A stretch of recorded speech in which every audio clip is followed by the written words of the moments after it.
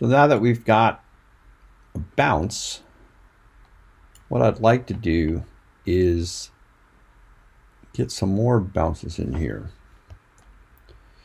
And I don't want to have to repeat this over and over again. So what I'm going to do instead is I'm going to grab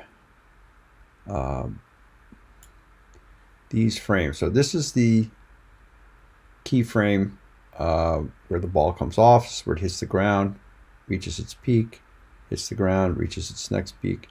I'm going to copy those. I'm going to move the playhead right to this last one. And again, I can use the go back or go forward to the next keyframe to make sure I'm on the right keyframe. So I'm on frame 69. That's where we left off. If I then say copy, I can't remember if I did that, and then said paste, and I get this dialog box. It's going to ask me these options, how many copies. Let's just say we've got 2 bounces. Let's say 3, so we have a total of 5 bounces. And I say paste keys, and now I've got that same thing. So it's going to continue pretty much the way we did it. We mapped it out for those first 2. Now, the problem with that, of course, is, let's look at it. It's not going to make sense, I don't think, because what will happen is the ball will just continue to bounce almost identically each time. Gina's continuing right off my page here. Let me shrink my stage a little bit. And this is what I was talking about when I said staging. It's hard to know how to stage this, but one of the things you can do from the side is you realize, you know, this is where I'm going to start. I know the ball's got to stay on the stage by the end, so I got to make sure I have enough stage to record it. Okay. So what I'm going to do is just make our life a little easier. I'm going to get rid of this last keyframe here.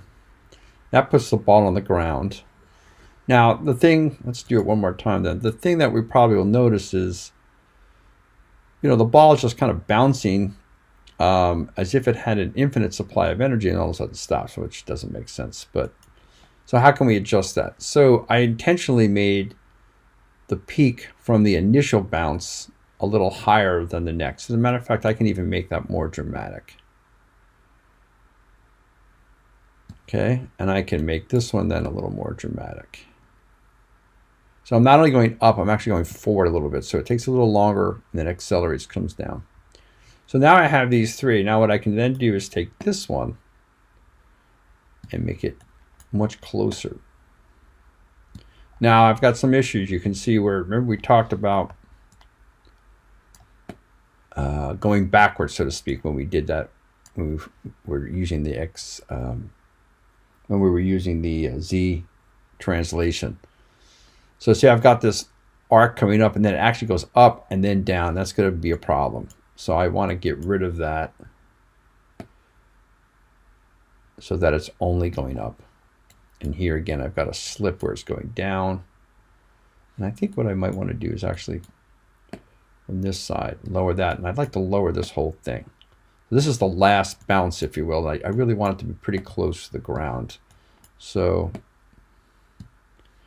I don't want it, obviously, I want to make sure I don't, it's about as low as that can go. So let's take this up just a little bit. And you notice, I just want to be clear with these handles. When you grab these handles, you can grab right at the end, or any place on the dotted line will select it. You'll find sometimes that the handle is really close to a keyframe, and it's really hard to get just that little triangle at the end. So what you can do instead is just drag on the dotted line, and now the handle's selected. Okay. So I'm just trying to make this much more of a soft, gradual transition, because it's not going to, at this point in its energy is almost gone. So it's really kind of getting to the point. The thing we have to be careful of is where the y-axis is, and we're going to look at that in a different way. What I mean by that is I want to make sure, so what I could do, let's see if I make this window just a little smaller. the ground's going to be the ground. It's not going to move. So if I'm saying back here in the beginning that the value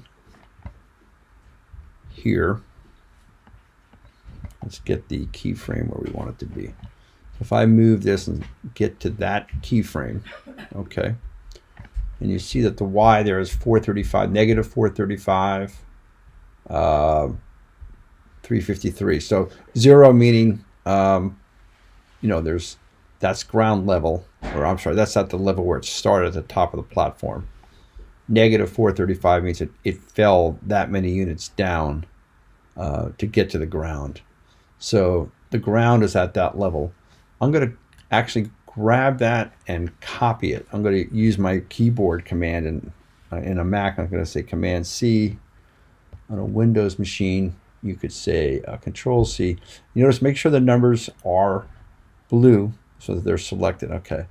Now if I click this, go to the next keyframe, and I got to here, I can then say Command V, and make sure you then also say key selected. Now notice what happened when I said Command V. See how that pink triangle became like a real light pink?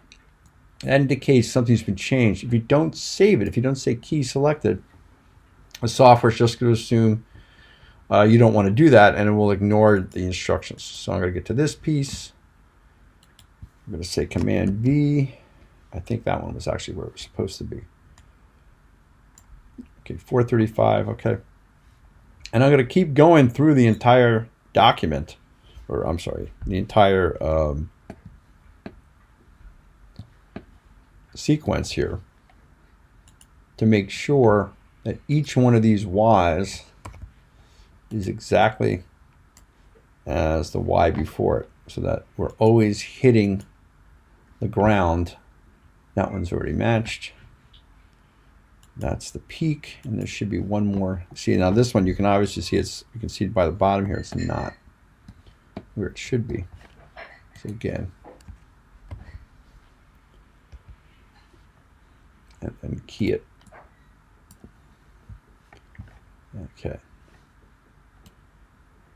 So now we should have a better set of bouncing. I see this little hill here. I'm a little skeptical that that's quite correct. So see what happened? I tried to get that. So I'm going to grab the line here. I don't want that one to be